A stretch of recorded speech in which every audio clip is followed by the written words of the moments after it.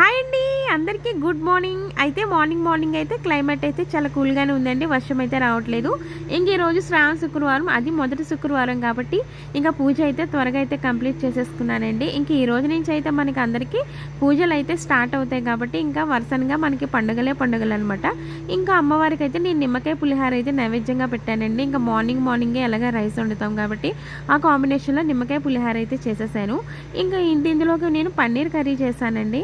ఇంకా పన్నీర్ కర్రీ నంచుకొని తినేస్తారని ఇంకా రైస్ ఐటమ్ పెట్టకుండా నిమ్మకాయ పులిహారతో అయితే ఈరోజైతే క్యారేజ్ అయితే కంప్లీట్ అయిపోయింది. ఇంకా మా చిన్న పాప అయితే పులిహార పెట్టి అలాగే కొంచెం కర్రీ పెట్టాను.